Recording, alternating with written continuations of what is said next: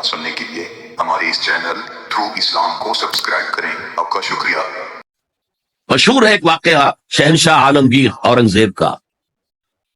اس نے دلی میں گانے بجانے پر پابندی لگا دی۔ اب ظاہر بات ہے جن کا یہ پیشہ تھا ان کا دھندا ختم تو آمد بھی ختم۔ لاکھ کوششیں کی لیکن اورنگزیب ٹس سے بس نہیں ہوا۔ انہوں نے ایک عجیب ترکیب کی۔ تو دریائے جمنا بالکل ساتھ بہتا تھا، یہ قلعہ اس شکل میں بنایا گیا تھا، اب تو ذرا فاصلے پر۔ تو ایک کشتی میں وہ جمع ہو گئے، سازندے بھی اور ساز بھی، اور گاتے بجاتے ہوئے انہیں معلوم تھا فلاں وقت جو ہے بادشاہ جھروکے میں بیٹھ کر دریا کی سیر کرتا ہے، وہاں سے گزرے اور ایک شعر گاتے ہوئے گزرے۔ در کوئے نیک نامی مارا گزر نہ دارن، گر تو نمی پسندی تقدیر خدارا۔ در کوئے نیک نامی، یہ نیکی جو ہے اس کے کوچے میں ہمارا گزر ہی نہیں ہے۔ در کوئے نیک نامی مارا گزر نہ دارن، یہ تو اللہ کی طرف سے فیصلہ ہے، اس کی مقرر کردہ تقدیر ہے۔ گر تو نمی پسندی تغییر کن قضارا، اگر تجھے پسند نہیں ہے تو تقدیر بدل دے۔ تو بادشاہ ہنس پڑا اور اس نے کہا کہ ٹھیک ہے بھائی، گانے بجانے کی حد تک تمہیں اجازت ہے۔ تو ہر ایک طبقے کا اپنا ایک تصور ہے نیکی کا۔ جیسے میں نے پہلے عرض کیا، بڑے بڑے ڈاکو جو ہیں وہ اپنے علاقے کے بیواؤں یتیموں کے سرپرستی کرتے ہیں، ویسے نہایت درندگی صفاقی انسانی جان کی کوئی حیثیت ہی نہیں۔ تو نیکی اصل میں کس شے کا نام ہے، کون سی چڑیا کا نام ہے، نیکی حقیقت میں کیا ہے، وہ ہے اس آیت کا مضمون۔ میں مثال دیا کرتا ہوں، ایک عام قصہ ہے کہ کسی گاؤں میں پہلی مرتبہ ہاتھی آیا۔ اب وہاں نابینا لوگ جو تھے انہیں بھی پتہ چلا ایک عجیب جانور آیا ہے۔ وہ آئے اور کسی نے اس کی ٹانگ کو ٹٹولا، اس نے کہا ہاتھی ایک ستون کے مانند ہے۔ کسی کا اس کے کان کے اوپر ہاتھ پڑا، اس نے کہا چھاج کے مانند ہے وہ۔ کسی نے پیٹ کو ٹٹولا، بہت بڑا ڈھول ہے وہ۔ بالکل یہی معاملہ ہے نیکی کے تصور کے بارے میں۔ اڑائے کچھ ورق لالے نے، کچھ نرگس نے، کچھ گل نے، چمن میں ہر طرف بکھری ہوئی ہے داستان میری۔ کسی نے نیکی کا ایک حصہ لے لیا، کسی نے دوسرا لے لیا، کسی نے تیسرا لے لیا۔ وہ مکمل سراپا نیکی، حقیقی نیکی کس میں ہے، یہ ہے اس آیت کا مضمون۔ اب چوتھے نمبر پر یہ تمہیدی باتیں جو میں عرض کر رہا ہوں، اس آیت کا پس منظر کیا ہے جسے ہم کہتے ہیں شان نزول۔ کیا بحث چل رہی تھی جس میں ہدایت کے لیے یہ آیت نازل ہوئی؟ ذہن میں رکھیے کہ تحویل قبلہ اس آیت کا پس منظر ہے، شان نزول ہے۔ آپ کو معلوم ہے مکے میں جب تک حضور رہے، آپ جب نماز پڑھتے تھے تو آپ جنوبی جانب کھڑے ہوتے تھے، یعنی رکن یمانی اور وہ کونا کہ جس میں حجر اسود نصب ہے، ان دونوں کے درمیان کھڑے ہوئے کعبے کی طرف رخ کیا۔ تو اسی رخ پر بیت المقدس بھی ہے۔ اسے کہتے ہیں استقبال قبلتین، دونوں قبلوں کا بیک وقت استقبال ہو گیا، رخ ہو گیا دونوں طرف، خانہ کعبہ کے بھی اور بیت المقدس کے بھی۔ مدینے میں آ کر تو یہ ناممکن ہے۔ اب اگر کعبے کی طرف رخ کرو گے تو بیت المقدس کی طرف پشت ہو جائے گی، وہ شمال میں ہے، یہ جنوب میں ہے۔ اگر بیت المقدس کی طرف رخ کرو گے تو کعبے کی طرف پیٹھ ہوگی۔ لیکن آپ کو معلوم ہے کہ حضور نے 16 یا 17 مہینے مدینے آنے کے بعد بیت المقدس کی طرف رخ کر کے نماز پڑھی۔ اب ایک شکل تو یہ ہے کہ یہ حضور کا ذاتی اجتہاد ہو اور اس کو اللہ نے تسلیم کر لیا ہو کہ ٹھیک ہے، یہ بھی ممکن ہے۔ اسے تقریر کہتے ہیں اصطلاح میں۔ حدیث کس چیز کا نام ہے؟ حضور کا قول یا فعل یا تقریر۔ پہلی دونوں چیزیں تو آپ جانتے، قول اور فعل۔ یہ تقریر کیا ہے؟ حضور کے سامنے کوئی کام کیا گیا اور حضور نے نہیں روکا، تو امپلائڈ ہے اس کے اندر کہ یہ کام حرام نہیں ہے، حضور کے سامنے ہوا ہے، آپ نے روکا نہیں۔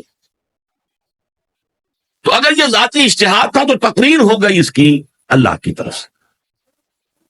لیکن زیادہ غالب پہلو یہ ہے کہ یہ اللہ کے حکم سے حضور نے کیا، اور یہ حکم وحی خفی کے ذریعے سے آیا، اس لیے کہ قرآن مجید میں اس کا ذکر نہیں ہے کہ اللہ نے حکم دیا ہو کہ اے محمد صلی اللہ علیہ وسلم اب آپ اور آپ کے ساتھی بیت المقدس کی طرف رخ کر کے نماز پڑھے، یہ نہیں ہے۔ تو یہ وحی خفی، وحی جلی، وحی خفی، دو قسم کی وحیاں حضور کو ہوتی تھی۔ نبی کے لیے تو وحی خفی بھی وحی جلی کے اسی کے حکم میں ہے، لیکن عام آدمی کا کوئی ولی اللہ بڑے سے بڑا ہو، اس کی بھی اس کا کشف، اس کا الہام حجت نہیں ہے دین میں۔ بہرحال یہ شاید حضور کو اللہ نے وحی خفی کے ذریعے حکم دیا۔ اس کا ایک بہت بڑا سیاسی فائدہ ہوا حضور کو، اور وہ یہ کہ مدینے میں آ کر آپ کا واسطہ پڑا یہودیوں سے۔ وہ بہت منظم تھے، تعلیم یافتہ تھے، بہت کلچرڈ تھے، ان کے ہاں فقہا تھے، ان کے ہاں مفتی لوگ موجود تھے۔ اگر فوری طور پر تصادم یہود کے ساتھ ہو جاتا تو حضور کے قدم مدینے میں جمنا آسان نہ ہوتا۔ یہ جب آپ نے بیت المقدس کی طرف رخ کر کے نماز پڑھی تو یہودیوں نے سمجھا چلو کوئی بات نہیں ہے، تو ہمارے کیمپ فالوورز ہیں، ہمارے قبلے کا رخ کر رہے، لہذا فوری طور پر ان کی طرف سے کوئی مخالفت وہ پیش نہیں ہے۔ اور اس 16 مہینے میں حضور کو اپنے قدم جمانے کا مدینہ منورہ میں پورا موقع ملا، بلکہ پہلے 6 مہینے اس میں جو ہے بہت ڈیسائسو ہے۔ 3 کام آپ نے 6 مہینے میں کیے ہیں تو بالآخر بہت ہی زیادہ فیصلہ کن ثابت۔ نمبر 1 یہ کہ آپ نے مسجد نبوی کی تعمیر کر لی، اب یہی مرکز ہے، یہی درسگاہ ہے، یہی خانقاہ ہے، یہی پارلیمنٹ ہے، یہی دارالمشاورت ہے، یہیں سے فوجیں تیار کی جا رہی ہیں، یہی وفود آ کر پیش ہو رہے ہیں۔ بہرحال ایک مرکز مہیا ہو گیا۔ نمبر 2 یہ کہ مہاجرین میں اور انصار میں مواخات، ایک مہاجر ایک Ansari, they were declared brothers۔ یہ تھی انٹیگریشن آف دی سوسائٹی۔ اور تیسرا کام آپ نے یہ کیا اسی دوران میں، جس کا تعلق اس حکمت عملی کے ساتھ بہت گہرا بن جاتا ہے، کہ یہود کو جکڑ لیا ایک معاہدے میں، میثاق مدینہ، کہ اگر مدینے پر کوئی باہر سے حملہ آور آیا تو ہم سب مل کر واحد امت کی حیثیت سے مدینے کا دفاع کریں گے۔ جوائنٹ ڈیفنس آف مدینہ کا پیکٹ ہو گیا، اور یہ چیز بھی حضور کی کامیابی میں بہت فیصلہ کن ثابت۔ تو اس اعتبار سے یہ تحویل قبلہ جب پھر ہوئی ہے، اور میں نے جو کہا تھا کہ اللہ نے ہی کوئی حکم دیا تھا وحی خفی کے ذریعے، وہ اس سے ثابت ہوتا ہے کہ نہ صرف بہت سے مہاجرین پر یہ بات شاخ گزر رہی تھی، خود حضور پر بھی شاخ گزر رہی تھی کہ میں پیٹھ کیے ہوئے ہوں کعبے کی طرف۔ چنانچہ قرآن مجید میں یہ آیا ہے، قد نرا تقلب وجهك في السماء، اے نبی ہم آپ کے چہرے کا، نگاہوں کا آسمان کی طرف اٹھنا بار بار دیکھتے رہے ہیں۔ آپ منتظر تھے کہ وقت آئے، حکم آئے، وحی آئے اور میں رخ بدل دوں۔ وما جعلنا القبلة التي كنت عليها إلا لنعلم من يتبع الرسول ممن ينقلب على عقبيه، یہ اللہ نے اپنی طرف منسوب کر دیا، اور ہم نے وہ قبلہ جس پر تم اب تک رہے ہو 16 مہینے 17 مہینے یہ مقرر کیا تھا تاکہ دیکھ لیں کہ کون ہے رسول کا اتباع کرنے والے اور کون ہے جو اپنے الٹے پاؤں پھر جانے والے۔ کیا مطلب ہے اس کا؟ مہاجرین مکے سے آئے تھے، ان کے دلوں میں عظمت جو ہے کعبے کی وہ پلی ہوئی تھی اندر ٹھوک ٹھوک کر۔ اب دیکھا اللہ نے حکم نہیں دیا وحی جلی کے ذریعے سے، یہ رسول کا حکم تھا، گویا کہ یہ ایک امتحان ہو گیا کہ کہیں تمہاری حمیت جاہلی، تمہاری محبت جو تمہیں کعبے سے ہے وہ تمہیں اسلام سے پھیر تو نہیں دیتی۔ آیا تم رسول کے حکم کو مقدم رکھتے ہو اور اپنی کسی سابقہ حمیت جسے حمیت جاہلی ہم کہہ دیں گے، اس کو مقدم رکھتے. یہ ایک سخت امتحان تھا جس میں کہ اہل مکہ جو مہاجرین تھے وہ مبتلا کیے گئے. اور خاص طور پر یہ بات کہ رسول کا حکم ماننے کی تاکید، چاہے ابھی قرآن میں کوئی آیت نہیں آئی ہے، لیکن حقیقی مومن کے لیے رسول کا فرمانا بھی ایسے ہی ہے جیسے کہ اللہ کا فرمان. اس کی تربیت بھی ہو گئی. لیکن یہ کہ اکثر کا معاملہ یہ تھا کہ یہ معاملہ شاخ گزر رہا تھا، یہاں تک کہ حضور کا معاملہ بھی تھا. قَدْ نَرَىٰ تَقَلُّبَ وَجْهِكَ فِي السَّمَاءِ فَلَنُوَلِّيَنَّكَ قِبْلَةً تَرْضَاهَا. تو اے نبی، ہم بدل دیں گے قبلہ وہ جو آپ کو پسند ہے. اب رخ کرو مسجد حرام کی طرف. فَوَلُّوا وُجُوهَكُمْ شَطْرَ الْمَسْجِدِ الْحَرَامِ. اب اپنا رخ کر لو مسجد حرام کی طرف. چنانچہ مدینے میں ایک مسجد القبلتین ہے، جو حضرات گئے ہیں زیارت کرتے ہیں، انہوں نے زیارت کی ہو. حضور مدینے سے باہر ایک قبیلے کی جگہ تھی، وہ وہاں گئے ہوئے تھے، کوئی دعوت طعام تھی، دوپہر کا کھانا تھا. اسی وقت ظہر کا وقت ہو گیا. حضور نے جماعت کھڑی کی اور قبلہ جو ہے بیت المقدس. اسی نماز کے دوران یہ آیات وہی نازل ہو گئی. آپ نے فوراً رخ بدلا اور پوری جماعت نے رخ بدل لیا. اور اسی لیے اس مسجد میں دو قبلے ہیں، دو محرابیں ہیں، ایک شمال کی جانب بیت المقدس کی جانب، دوسری جنوب کی جانب یعنی مکہ مکرمہ کی جانب. اب یہ تحویل قبلہ جو ہے، یہ ہے بات اصل میں سمجھنے کی، ایک بہت بڑے فتنے کی بنیاد بن گیا. فتنہ آزمائش کو کہتے ہیں اور فتنہ فساد کو بھی کہتے ہیں. فساد یہودیوں کی طرف سے شروع ہوا.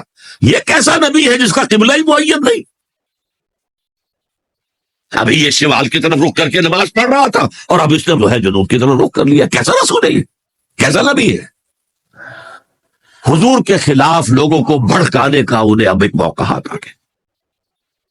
اور آپ کے علم میں ہے کہ اوس اور خزرج کے جو عوام ہیں وہ یہود کے بہت زیر اثر تھے، بہت زیر اثر. وہی بات کو سمجھتے تھے ہمارے پاس نہ کوئی شریعت ہے، نہ کتاب ہے، نہ کوئی قانون ہے، نہ ہمارے ہاں کوئی مفتی ہے، نہ قاضی ہے. ان کے ہاں تو کتاب ہے، شریعت ہے، مفتی ہے، قاضی ہے. ان کا تو بڑا کلچرڈ لوگ ہیں. ایک روک تھا ان کو. لہذا یہ ایک ان کو موقع مل گیا کہ اس پر لوگوں کے جذبات کو بھڑکائیں اور حضور سے برگشتہ کریں. دوسری طرف سادہ لو مسلمانوں کے اندر بھی ایک فتنہ بطور آزمائش آ گیا کہ اگر اصل قبلہ یہ تھا تو یہ 16 مہینے کی نمازیں تو ہماری عقارت نہیں، غلط رخ پر پڑی ہمیں. اور نماز تو دین کا اصل ستون ہے اور یہ نمازیں ہماری ضائع ہو گئی. یہ ان کے دلوں میں ایک وسوسہ پیدا ہوا. اس پہلو سے اس مسئلے پر بڑی مفصل گفتگو قرآن میں ہوئی ہے میرے اور آپ کے لیے. بلکہ مجھے اعتراف ہے کہ میں یہ سوچتا رہا اتنی مفصل گفتگو بار بار فَوَلُّوا وُجُوهَكُمْ شَطْرَ الْمَسْجِدِ الْحَرَامِ فَوَلُّوا وُجُوهَكُمْ شَطْرَهُ، یہ بار بار پورے 2 رکوع قرآن مجید میں. سورہ بقرہ کا 17واں رکوع، 18واں رکوع اسی پر. اس لیے کہ ہم اس سینسٹیونیس کا اندازہ نہیں کر سکتے کہ جو اس وقت پیدا ہو گئی تھی اس پر. تحویل قبلہ پر یہ معمولی نہیں بات تھی. یہود نے سمجھ لیا تھا کہ اب معلوم ہوا یہ ایک نئی امت کا آغاز ہے، اس کا مرکز اب نیا بن گیا ہے. اب تک وہ سوچ رہے تھے کہ ہمارے ہی. چنانچہ ایک اور واقعہ ہوا تھا کہ یہ عاشورہ کا روزہ رکھتے تھے یہودی. حضور نے پوچھا کیوں رکھتے ہو 10ویں محرم کا روزہ؟ انہوں نے کہا کہ اصل میں ہمیں جو نجات ملی تھی فرعون سے، اور فرعون کو جو غرق کیا گیا تھا لاؤ لشکر سمیت، وہ 10 محرم کو ہوا تھا، ہم شکرانے کے طور پر روزہ رکھتے.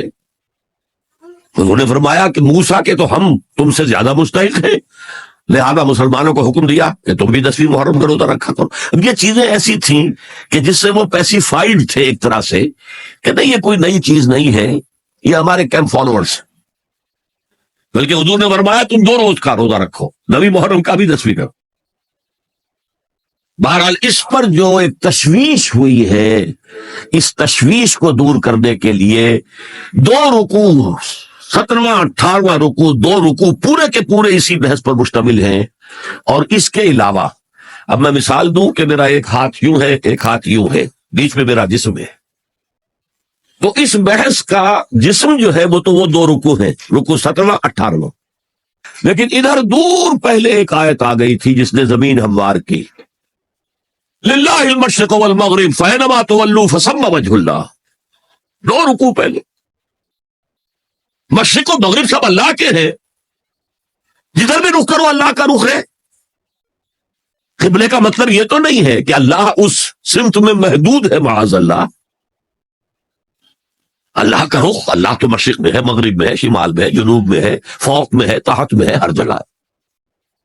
للہ المشرق والمغرب فینما تولوا فثم وجہ اللہ. مشرق و مغرب سب اللہ کے ہیں، جدھر بھی تم رخ کرو گے وہ اللہ کا رخ ہے.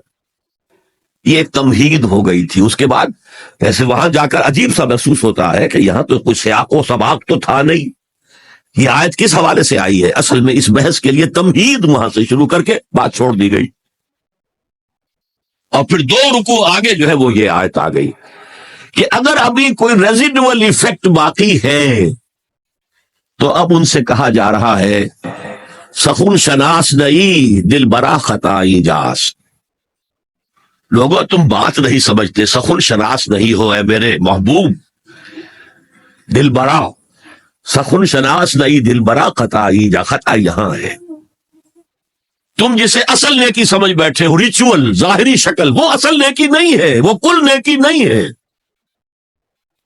نیکی تو اصل میں ایک روح ہے جو پورے وجود میں سرایت کرتی ہے، ایک بالکل مختلف انسان وجود میں لاتی ہے، ایک پورا مختلف کردار وجود میں لاتی ہے. نیکی تو حقیقت میں وہ ہے. جیسے کہ ہمیں معلوم ہے نماز کا ایک ظاہر ہے، فقہ اس سے بحث کرے گی، لیکن اصل نماز آپ کو اللہ کی حضوری کا شرف حاصل ہوا، کچھ حضور قلب میسر آیا، کوئی خشوع و خضوع ہوا، کوئی اللہ کے ساتھ مخاطبت اور مکالمے کی صورت پیدا ہوئی. کیا تم نے جب سجدہ کیا تو محسوس کیا کہ تم نے اپنے رب کے قدموں پر اپنا سر رکھ دیا ہے؟ اگر یہ نہیں ہے تو ٹھیک ہے، فقہی نماز ادا ہو گئی، اصل نماز تو ادا نہیں. نماز کی روح تو تم نے نہیں پائی. تو ہر شے کا ایک ظاہر ہے اور ایک اس کی روح ہے، باطنی روح. ہم اپنی مجبوری سے ظاہری ہی بات کو دیکھ سکتے ہیں، روح تو ہماری نگاہوں کے سامنے ہے نہیں، جس کا نتیجہ یہ نکلتا ہے کہ صرف ظاہر ہی ظاہر رہ جاتا ہے، روح کی طرف توجہ ہی نہیں ہوتی. اور یہی سب سے بڑا الزام، سب سے بڑی تنقید حضرت مسیح کی تھی یہودیوں پر. تم مچھر چھانتے ہو اور سموچے اونٹ نکل جاتے ہو. ظاہری معاملات میں، فقہی معاملات میں بحثیں ہو رہی ہیں، مفصل بحثیں ہو رہی ہیں، اور کفر کے فتوے لگ رہے ہیں. تم نے اگر یہ کر دیا تو یہ ہو گیا، اور سموچے اونٹ نکل رہے ہو، حرام کاموں میں تم ملوث ہو، سود تم لے رہے ہو. یہ ہے کہ تمہارا معاملہ سارا کا سارا دین کی ظاہر سے رہ گیا. اور یہ جو فرمایا کہ تمہاری مثال ان قبروں کی سی ہے جن کے اوپر تو سفیدی کر رکھی ہے لیکن اندر گلی سڑی ہڈیوں کے سوا کچھ نہیں. روح دین سے تم ناشنا ہو چکے ہو، محبت خدا بندی تم میں نہیں ہے، لیکن ظاہر پرستی ہے، مظاہر پرستی ہے، ریچولزم ہے. تمہارا دین یہ بن کر رہ گیا. آج ہمارے ہاں بھی صورتحال مختلف نہیں ہے. میں عرض کر چکا ہوں سب سے بڑا طبقہ ہمارے ہاں ظاہر بات ہے کہ جو ہمارے علماء کے زیر اثر ہے، اور وہ فقہاء ہیں. اور فقیہ کا کام ہی ہے کہ وہ ظاہر سے بحث کرے، باطن سے تو بحث نہیں کر سکتے. لہذا ریچولز ہی ریچولز رہ گئے ہیں، حقیقی روح ہر شے کی ختم ہو چکے. رہ گئی رسم اذان روح بلالی نہ رہی، اور فلسفہ رہ گیا تلقین غزالی نہ رہی. نماز و روزہ و قربانی و حج یہ سب باقی ہے، تو باقی نہیں. اب آئیے اس پر غور کیجئے. جو میں نے عرض کیا تھا لیس البر، اب زبر اور پیش میں زمین و آسمان کا فرق ہو جاتا ہے. لیس البر ہوتا جیسا کہ ہے سورہ بقرہ میں آگے جا کر، لیس البر ان تاتوا البیوت من ظہورها. ان کے ہاں یہ قاعدہ تھا یا ایک رواج ہو گیا تھا کہ اگر احرام باندھ کر گھر سے نکل آئے اور اب کسی ضرورت سے گھر جانا پڑا، دروازے سے نہیں داخل ہوں گے، ایک دفعہ احرام باندھ کے نکل آئے، اب کیسے جائیں واپس؟ تو گھر کے پچھواڑے سے دیوار پھلانگ کے جاتے تھے، تو وہاں کہا یہ کوئی نیکی نہیں ہے. لیس البر ہوتا تو اس کا مطلب ہوتا سرے سے کوئی نیکی نہیں ہے، یہ تو ہمارا من گھڑت ایک خیال ہو. لیس البر یہ خبر ہے جسے مقدم کیا گیا ہے،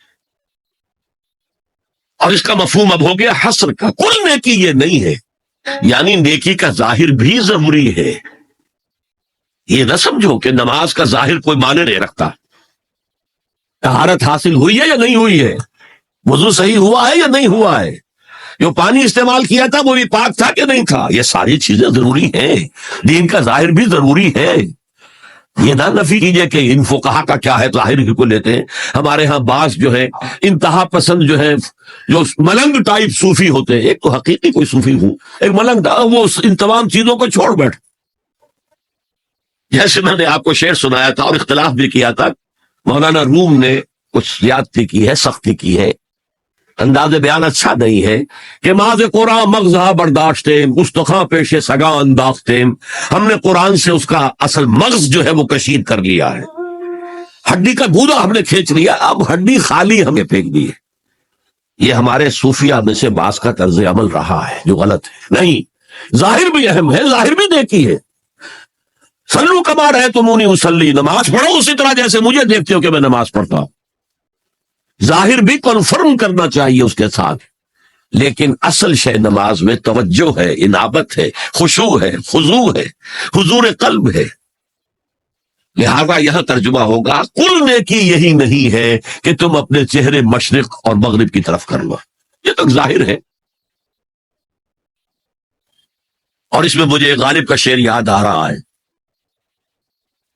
قبلے کو اہل نظر قبلہ نما کہتے ہیں، ہے پرے سرحد ادراک سے اپنا مسجود. جسے ہم سجدہ کر رہے ہیں وہ تو ہمارے ادراک اور شعور اور وہم اور خیال اور تصور اور تخیل سے وراء الورا وراء الورا وراء الورا ہے، پرے سرحد ادراک سے اپنا مسجود. قبلے کو اہل نظر قبلہ نما کہتے ہیں، یہ کعبہ تو قبلہ نما ہے. بہرحال اب اس کی نفی کرتے ہوئے، جزوی نفی، کلی نفی نہیں ہے. لیس البر، کل نیکی یہ نہیں ہے کہ تم اپنے چہرے مشرق اور مغرب کی طرف کر لو. ولکن البر، بلکہ نیکی اس کی ہے. یہاں پر بھی اب لفظ محذوف ہے، ولکن البر بر من آمن باللہ والیوم الآخر. نیکی تو حقیقت میں اس کی ہے. اس میں آگے بڑھنے سے پہلے مجھے یاد آیا کہ میں بر کے مفہوم پر بھی کچھ گفتگو کر لوں. بر کسے کہتے ہیں؟ بہت عمدہ باتیں جو ہے پہلے کہی ہیں. بر اور بر یہ دونوں مادہ تو ایک ہی ہے، بحر و بر. جب تک انسان سمندر میں رہتا ہے، آج کا تو خیر تصور نہ کیجئے، پہاڑوں جیسے جو ہے پہاڑ سمندر میں چل رہے ہوتے، عام حالات میں کوئی اس کے ادھر ادھر جو ہے کوئی ہچکولے محسوس نہیں ہوتے. لیکن پرانے زمانے کے سمندر کا تصور کیجئے تو ہر وقت وہ ہے آدمی غیر مطمئن ہوتا تھا، اسی وقت کچھ ہو سکتا ہے، ہچکولا آ رہا ہے، ادھر سے آ رہا ہے، ادھر سے آ رہا ہے. تو دل میں ایک خوف سا رہتا تھا، ایک بے چینی سی رہتی تھی، عدم تحفظ کا ایک احساس رہتا تھا. بر پر، خشکی پر آتے ہی اطمینان ہوں گے. تو یہ اصل میں انسان کے باطنی اطمینان کے لیے. بھابی آپ نے فرمایا کہ دیکھی وہ ہے کہ جس کو کر کے تمہیں خوشی حاصل ہو، اور فتویٰ اپنے دل سے لے لیا کرو. ما حاک فی صدرک، جو کچھ تمہارے سینے کے اندر جو کچھ جس سے خدبد ہو جائے، جس سے بے چینی ہو جائے، وہ اسم ہے، وہ گناہ ہے. الاسم ما حاک فی صدرک وکرہت ان یطلع علیہ، اور گناہ وہ ہے کہ جس کے بارے میں تمہیں یہ پسند نہ ہو کہ لوگوں کو اس کی اطلاع ہو، وہ گناہ ہے. اس میں بھی مجھے جیسے انگریزی کی ایک نظم کا سٹینزا جو ہے یاد آیا تھا، heart is long and time is fleeting, دوڑا جا رہا ہے یہ وقت. And our hearts, though stout and brave, still like muffled drums are beating funeral marches to the grave. اپنے دل کی ہر بیٹ کے ساتھ ہم اپنی قبر سے قریب سے قریب تر، قریب سے قریب تر ہوتے جاؤ. اسی طرح کی ایک نظم ہے، بڑی پیاری نظم ہے. Charities that soothe and heal and bless, are scattered over the feet of men like flowers. وہ بھلائیاں، وہ نیکیاں، وہ خدمت خلق، charities which soothe and bless and heals. دل کے اوپر مرہم سا رکھا جاتا ہے نیک کام کر کے، دل کو خوشی ہوتی ہے نیک کام کر کے. Charities that soothe and heal and bless are scattered over the feet of man like flowers. یہ تو ان پھولوں کے مانند ہے جو انسان کے قدموں میں پڑے ہوئے ہیں، جس کو چاہے اٹھا لے، جو چاہے اٹھا لے. No mystery is here, no special boon for the high and not for the low. The smoke ascends as high from the heart of a humble cottage as from that of a haughty palace. دھواں اٹھتا ہے تو ایک کٹیا میں جو چورا جل رہا ہے اس سے بھی اٹھے گا تو جائے گا اوپر، اور محل کا کوئی بہت بڑا کچن ہے تو اس سے بھی اٹھے گا تو اوپر جائے گا. لہذا یہ غریب اور امیر کا فرق نہیں ہے، ہر شخص اس نیکی میں سے حصہ لے سکتا ہے. تمہارے پاس ایک روٹی تھی، تم نے آدھی دے دی کسی مانگنے والے کو، تمہارا حصہ ہو گیا، بہت بڑا حصہ ہو. اور کسی بڑے امیر آدمی نے 150 جو ہے مسکین کو کھانا کھلا دیا، وہ اس کے قریب بھی نہیں آ سکے گا اجر و ثواب کے اعتبار سے اس شخص کے کہ جس کے پاس ایک ہی روٹی تھی اور اس نے آدھی دے. تو بر جو ہے حقیقت میں لیس البر ان تولوا وجوهکم قبل المشرق والمغرب ولكن البر من آمن بالله واليوم الآخر والملائکۃ والکتاب والنبیین. میں بھی ایک زمانے میں اس پر کچھ متردد سا ہوتا تھا، کچھ سوچتا تھا یہ نیکی کیا تعلق تو ہم عمل سے سمجھتے ہیں، یہاں ایمان کی بحث کی کیا ضرورت ہے؟ ایمان تو ایک باطنی حقیقت ہے، نیکی جو ہے وہ ایک ظاہری خارجی حقیقت ہے. لیکن پھر سمجھ میں آیا اصل نیکی وہ نیت ہے جس کے ساتھ وہ کام کیا جاتا ہے. اگر خیرات بانٹی جا رہی ہے، جھگیوں میں جا کر میلے کچیلے بچوں کو گود میں لے کر اپنی سفید اشکروں کو بھی خراب کیا جا رہا ہے، اور معلوم ہے کہ یہ اس لیے کر رہا ہے کہ آئندہ الیکشن میں کھڑا ہونا ہے، تو کوئی ہے جو کہے گا کہ یہ نیکی ہو رہی ہے؟ کام تو بظاہر بڑی نیکی کا کام ہے. نیکی کے لیے شرط اول اللہ پر ایمان ہے، اس کی موٹیویشن لو آف گاڈ. اس کے سوا اگر کوئی اور موٹیو ہے، اگر دنیا میں شہرت چاہیے، اگر اس نیکی کے ذریعے سے بھی مال کمانے کا معاملہ ہے، دھندا ہے، نیکی کے پردے میں دھندا ہو رہا ہے، وہ نیکی نہیں ہے، چاہے ظاہری اعتبار سے وہ بہت بڑی نیکی ہو. تو سب سے پہلا مسئلہ نیت کا ہے، نیت کا ہے، نیت کا ہے. کس ارادے کے تحت یہ نیکی کی جا رہی ہے، کیا مقصود ہے، کیا مطلوب ہے. چنانچہ نوٹ کیجئے اکثر محدثین نے اپنے جو مجموعے مرتب کیے احادیث کے، ان میں پہلی آیت کون سی، پہلی حدیث کون سی لاتے ہیں؟ حضرت عمر رضی اللہ تعالیٰ عنہ سے روایت ہے، انما الاعمال بالنیات. نیکیوں کا، نیک اعمال کا دار و مدار نیتوں پر ہے. وَإِنَّمَا لِكُلِّ امْرِئٍ مَا نَوَىٰ. ہر شخص کو وہی کچھ ملا گا جس نے اس نے نیت کی ہو. فَمَنْ كَانَتْ هِجْرَتُهُ إِلَى اللَّهِ وَرَسُولِهِ فَهِجْرَتُهُ إِلَى اللَّهِ وَرَسُولِهِ.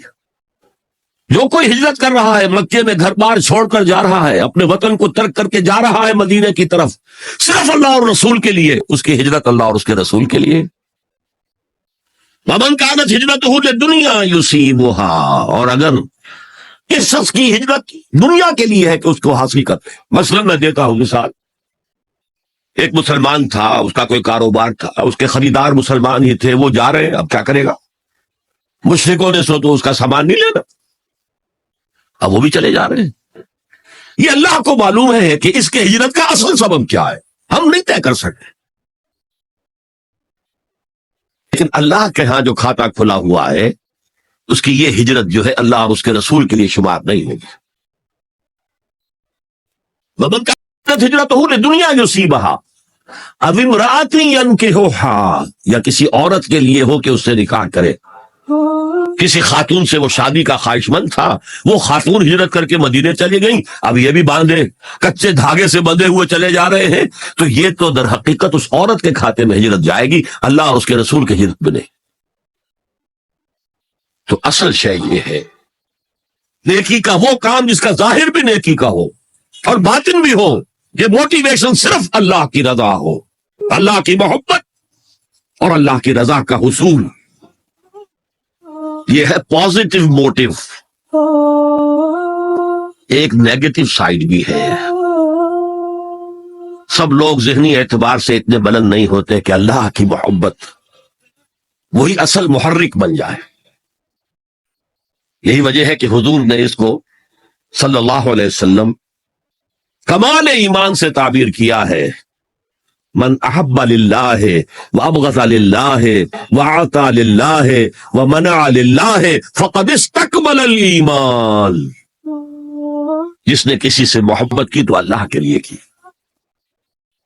کسی سے نفرت اور بغض رکھا تو اللہ کے لیے رکھا کہ اللہ کو اس سے نفرت کرنا پسند ہے، اور کسی کو کچھ دیا تو اللہ کو خوش کرنے کے لیے دیا، اور کسی سے کچھ چیز روکی تو صرف اس لیے کہ اللہ کو اس کا روکنا پسند ہے.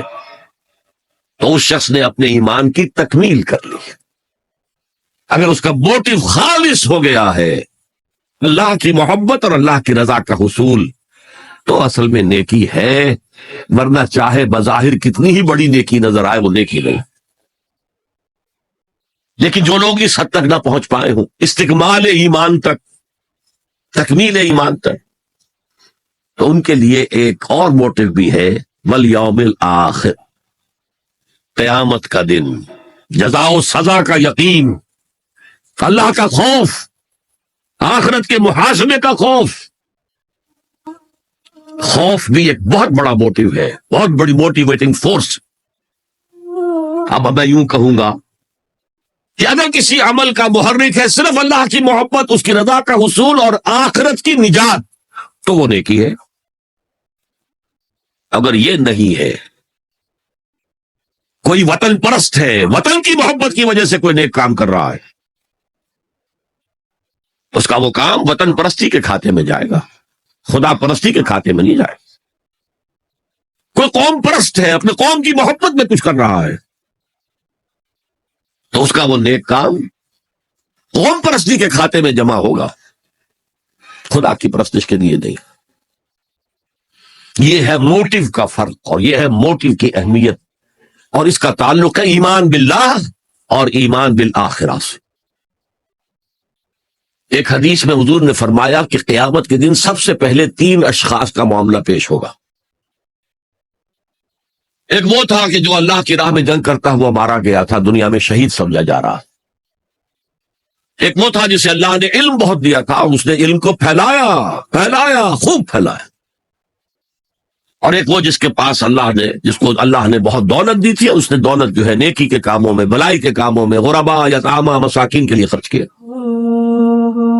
اب اللہ پوچھے گا ان شہید صاحب سے کہ دیکھو میں نے تمہیں صحت دی تھی، جسمانی قوت دی تھی، تم نے کیا کیا؟ وہ کہے گا اے اللہ میں نے تیرے لیے قتال کیا اور اپنی جان دے دی.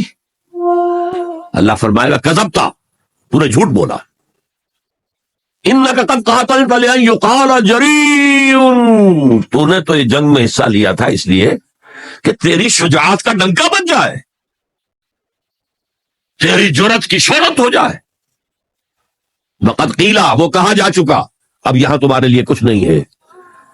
اور فرشتوں کو حکم ہوگا اور اوندے منہ گھسیٹتے ہوئے اس کو جہنم میں ڈال دیتے.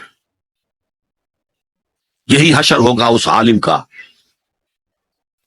تو نے وہ نیکی کا کام کیا تھا. لأن یقال عالم، کہا جا چکا دنیا میں، ڈنکا بج چکا تمہاری شہرت کا. اب اس میں نوٹ کیجئے، اگر کسی عالم کے علم کا ڈنکا بج جائے، اس کی اپنی نیت وہ نہیں تھی تو اس کے اندر کوئی خرابی نہیں. یہاں معاملہ نیت کا ہے. اگر نیت یہ ہو کہ میرے علم کی شہرت ہو جائے، میرے ہاتھ چومے جائیں، مجھے نذرانے پیش کیے جائیں، تو پھر وہی حشر اس کا ہوگا کہ اوندھے منہ گھسیٹ کر جہنم میں ڈال دیا جائے. یہی حشر اس سخی کا ہوگا جس نے سخاوت کی تھی، اور جس کی سخاوت کے ڈنکے بج گئے تھے، اس کا بھی یہی حشر ہوگا. تو انما الاعمال بالنیات. اور یہاں نیکی کی بحث میں سب سے پہلے ولکن البر بر من آمن باللہ والیوم الآخر. اب جو والملائکۃ والکتاب والنبیین، ان تینوں کو جمع کر لیجئے، اس سے مراد ہے نبوت اور رسالت. ملائکہ وحی کا ذریعہ ہے جو انبیاء تک لے کر آتے رہے. اس وحی کا جو ریکارڈ مرتب ہوا وہ کتابیں ہیں، اور جن پر وہ وحی آئی وہ نبی ہے. ان تینوں کو جمع کر لیجئے. رسالت، ایمان باللہ، ایمان بالآخرہ، اور ایمان بالرسالت. اب اس کا تعلق کیا ہے نیکی کے ساتھ؟ یہ ذرا گہری بات ہے. دیکھیے نیکی کا جذبہ بھی، جو انسان کے پیشنز ہوتے ہیں وہ اندھے پہرے ہوتے ہیں. پیشنز، جذبات. نیکی بھی ایک جذبہ ہے. کبھی یہ جذبہ حد اعتدال سے تجاوز کر کے بدی بنا دیتا ہے. جیسے رہبانیت، ترک دنیا، شادی نہیں کروں گا، گھر گھرستی کا بکھیرا مول نہیں لوں گا، بس اللہ سے لو لگاؤں گا.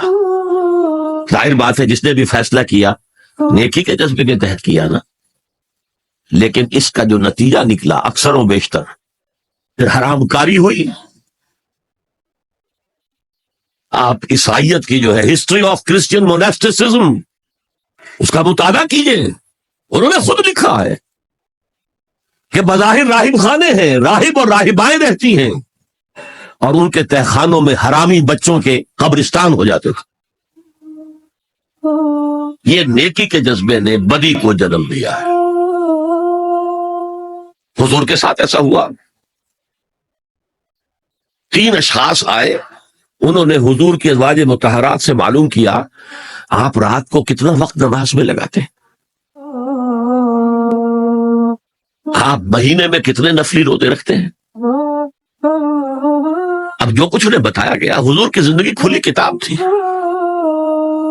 بتا دیا گیا اتنا عرصہ جو ہے آپ رات کو تہجد پڑھتے ہیں، بتا دیا گیا مہینے میں اتنے روزے رکھتے ہیں. انہوں نے اسے کم سمجھا، فتقالوہا، قلیل سمجھا کہ یہ تو زیادہ نہیں ہے، ہمارا تو خیال تھا کہ آپ ساری رات ہی کھڑے رہتے ہو. لیکن اپنے دل کو مطمئن کرنے کے لیے کہ حضور کہ کہیں توہین بھی نہ ہو جائے، کہا جی انہیں تو ضرورت نہیں ہے، وہ تو معصوم ہی ہے، ان کی خطائیں اول تو ہوتی نہیں، اگر کوئی ہے بھی تو اللہ نے کہہ دیا قد غفر اللہ لک ذنبک ما تقدم منها وما تاخر، اللہ نے تو معاف کر دیا اگلے پچھلے سارے گناہ، میرے لیے یہ کافی نہیں ہے. ایک نے کہا میں پوری رات عبادت کروں گا، اپنی قبر بستر سے نہیں لگاؤں. دوسرے نے کہا کہ میں ہمیشہ ہر روز روزہ رکھوں گا، کبھی افطار نہیں کروں. تیسرے نے کہا میں کوئی شادی بیاہ نہیں کروں گا، ایک ککیڑ میں نہیں پڑھوں گا میں. حضور کو خبر ہو گئی، آپ نے طلب فرمایا اور غصے کے انداز میں وہ الفاظ کہے کہ جو حضور سے بالکل متوقع نہیں ہے. واللہ انی لاتقاکم واخشاکم، خدا کی قسم میں تم سب سے زیادہ متقی ہوں اور سب سے زیادہ اللہ سے ڈرنے والا ہوں. لیکن میرا طریق یہ ہے کہ میں رات کو سوتا بھی ہوں اور نماز بھی پڑھتا ہوں، میں روزہ رکھتا بھی ہوں، ناغہ بھی کرتا ہوں، میں نے شادیاں کی ہیں، متعدد ازواج میرے گھروں میں ہیں. فمن رغب عن سنتی فلیس منی، جو بھی میری سنت سے ہٹا وہ مجھ میں سے نہیں ہے، میرا امتی نہیں ہے. تو نیکی کا جذبہ بھی حد اعتدال سے تجاوز کر کے بدی کو جنم دے سکتا ہے. ایک صحابی، نوجوان صحابہ میں سے عبداللہ ابن عمرو ابن العاص، عجیب یہ بات ہے کہ باپ جو ہے بہت بڑا سیاستدان، بہت بڑا جری سپہ سالار، بہت بڑا حکمران، حضرت عمرو بن العاص، بیٹا نہایت زاہد و عابد، مرتاز، زاہد مرتاز، ساری رات کھڑے ہیں، بستر سے کمر ہی نہیں لگائی، ہر روز روزے سے ہیں. یہ خبر دی گئی حضور کو تو آپ نے طلب فرمایا یا عبداللہ اولم اخبر انک تقوم اللیل وتصوم النہار، اے عبداللہ مجھے یہ خبر نہیں دی گئی ہے، یعنی یہ بات جو ہے صحیح ہے کہ نہیں کہ تم ساری رات عبادت کرتے ہو، ہر روز روزہ رکھتے ہو؟ کیا کہہ سکتے تو بلا یا رسول اللہ، حضور ایسا تو ہے۔